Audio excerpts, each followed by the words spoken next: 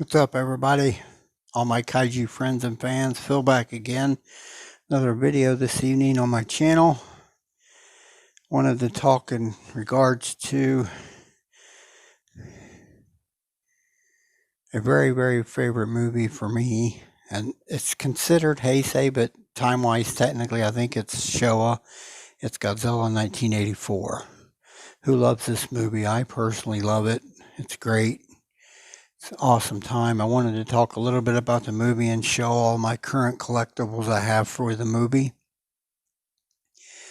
That movie came out, of course, 1984. The American version was 85, which was edited. But it was almost a 10-year hiatus for Godzilla, coming off of the last movie of the Showa era, Terror of Mechagodzilla, which was in 1975. And this was a stark, to me it was a reboot. 84 really feels like a total reboot, but it's not a true reboot because it only recognizes the original 1954 film. So it was a 30-year anniversary of that movie. It does recognize that Godzilla. Everything else in Showa from 55 through 75 is not recognized, which I thought was an interesting thing, but not in a bad way. I look at it as a true reboot. It's the force of nature Godzilla. He's very intense and mean looking in the movie. I love the design. It's a one-off. The suit wasn't never used again. It's really unique looking design of Godzilla. Really menacing looking rendition of the Godzilla and the suit.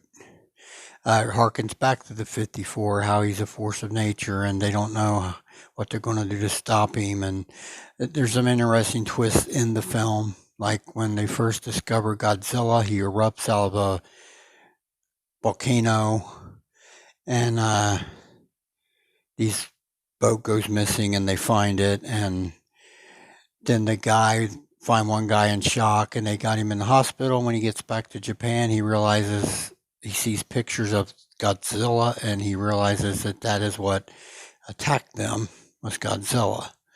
So then, of course, a Russian sub gets attacked and they think the Americans did it. And meanwhile, Japan is trying to keep this secret, Godzilla, a secret, so there ain't a worldwide panic.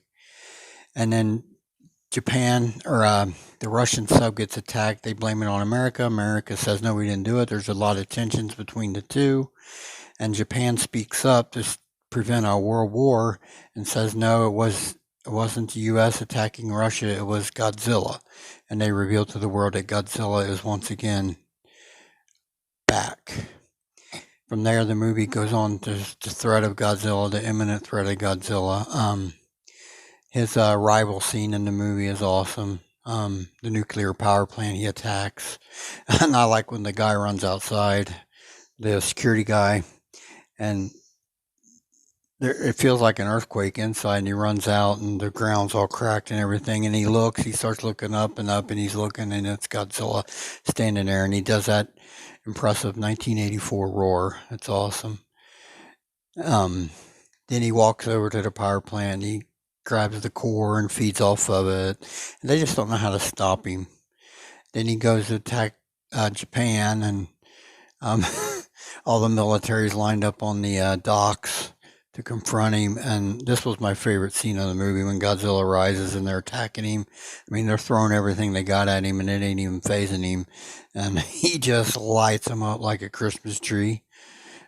and there's nothing left. The military's totally destroyed, and he does his classic roar again, where his lip turns up. He does that classic '84 roar. It's, to me, it's my favorite scene of the whole movie because he just absolutely obliterates him in one atomic breath blast all the way across the docks there. It's pretty awesome. He's just a force of nature in the whole movie, and then he keeps attacking, keeps pushing through Japan. Then they've came up with a super weapon called the Super X to try to combat Godzilla, and it actually does a fair job with Godzilla. And they shoot these Cantium missiles into his mouth, and they erupt inside, and it shuts him down, kind of. And he falls unconscious. In the meantime, Russians had a devious plot to shoot him with an atomic weapon. They snuck one in, or they were launching it from their satellites, and they do launch it, and the U.S. intercepts it, and it blows up in space and in the upper atmosphere. But the fallout rekindles Godzilla, wakes him up, and then he has another battle with the Super X, and he finally takes it down by smashing it with a building, just knocking a building over on it. So there's nothing that can stop Godzilla. He's just a true force of nature in this movie. Really, it reminds me of the original movie a lot, in a lot of ways, just by the way that it portrays Godzilla and Japan's constant worry of how to combat and deal with this threat to the world, not just to Japan, but the whole world. It's pretty awesome. But at the end of the day, they noticed earlier in the film when Godzilla was feeding off the radiation of the reactor core that these flock of birds flew by, and something from a signal from the birds, it attracts them. So they use this, they duplicate this, and they create a man-made sound that duplicates it and draw him to the volcano. He falls off into the volcano, and then they cause a small eruption inside of it, and that puts Godzilla down for the time being, for 5 years approximately, when he returns again with Godzilla versus Biollante. This movie, '84, that and '95 are my two favorite Heisei movies, clearly. The other ones are okay. They're not bad in any way, but those two are just my favorite. And I love the '84. Just love how it felt like a reboot. To me, a true reboot, but it's not, because they referenced that the '54 happened, but it just feels like a total, do-over in a very good way for the franchise. It's very awesome. All right, everybody, I'll show all my collectibles now real quick.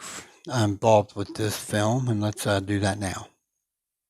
All right, everybody, and here is my first collectible I'm showing. It's the D4 Real Godzilla 1984. This is the standard edition. The Rick, I believe, was holding the reactor core. But I went with standard, and I kind of regretted it, I guess. I wish I would have got the Rick with holding the reactor core. But I got something that's a bit better. I'll show you here in a bit. But this is a pretty neat little figure. I mean, the face and the head is really, really nicely done. Look at that menacing look. The two huge fangs that hang down, classic '84. All right, let's move on to my next collectible. Let's do that now. All right, everybody, and here is my 30 centimeter original release Godzilla 1984 by X Plus. Also, the one previous, the D4 Real, that's X Plus. This one here is a classic look. The '84 looks very much like him when he had his mouth open in the film, in my opinion. He's a little leaning forward, but it's not too bad. I really like that look in his face. It really captures. I think all these figures hold some really nice things that capture the '84 really well, in my opinion. Got some nice bagginess in the suit here on this figure. Overall, it's a pretty nice capture of an '84. And I've had this one for a very long time, since my early collecting of X Plus, like 4 years ago. I've had this for a while.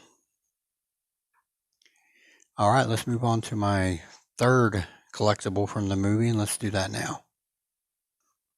All right, everybody, I'm back, and here is the X Plus Yuji Sakai Godzilla 1984 Standard Edition.